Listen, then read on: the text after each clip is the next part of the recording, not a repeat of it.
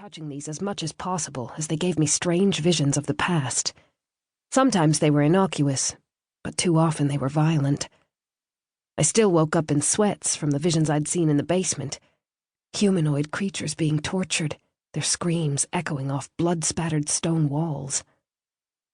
After I replaced the rug, I hurried to the last hallway so I could finish my tasks before dinner. I didn't have much time, so I called on the strange power that sometimes sizzled along my skin, using it to coax the dirt from the floors as I scrubbed them. This power seemed to exist all over the island.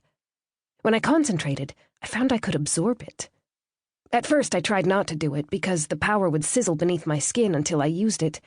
Instinct told me that if the housekeeper or the mistress caught me using it, I would be in a world of trouble, though I wasn't sure why.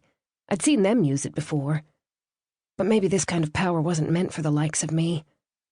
Yet it seemed as if I couldn't help but absorb it. The instinct was as natural as breathing. I wished I knew more about this power, as I had a feeling it could be used for many things if one just knew how. Maybe even to escape this miserable excuse for an island. But I didn't even know my own name or where I'd come from. I'd simply woken up on this island one day and had been put to work right after.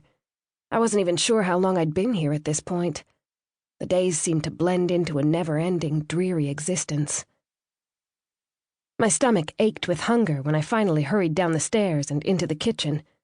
The smells of roasted meat, cheese, and bread made my mouth water, and I entered to see the housekeeper already taking her trencher of food up to her room, where she always ate.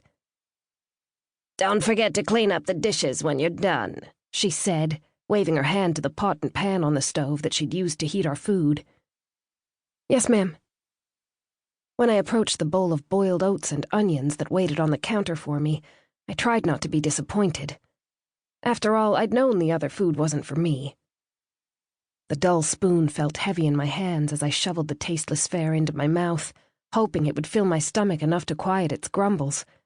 But even after I'd scraped the bowl clean, there was still a hollowness in my gut. I brought my empty dish to the sink to wash it, the barest hint of cooked meat teasing my nostrils as I passed the stove. My stomach roared in response.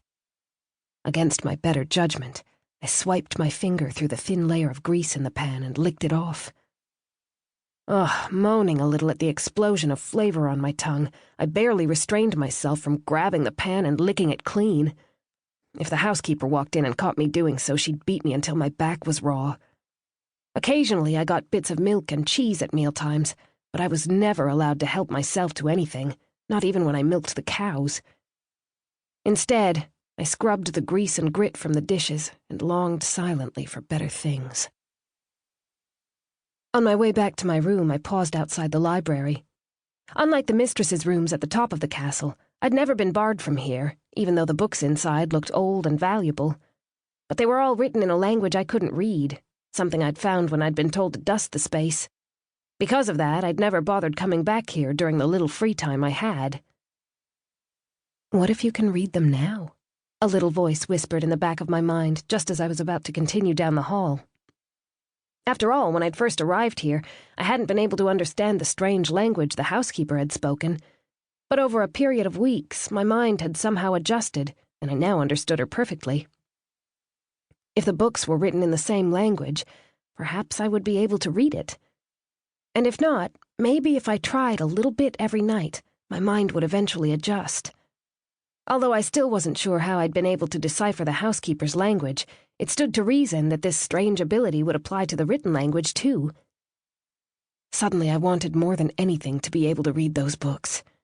Reading could be an escape from reality, one I desperately needed. Stepping into the library, I inhaled the musty scent of old pages and leather.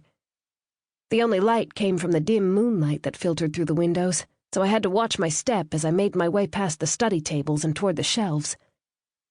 I didn't dare light any of the candles in the wall sconces lest I draw the housekeeper's attention, or worse, the mistress herself. She tended to drop in unexpectedly for visits. I had a strange feeling it was just her checking in on me, though I couldn't fathom why. After all, I was just a lowly servant. Lowly servants can't light a candle with a thought.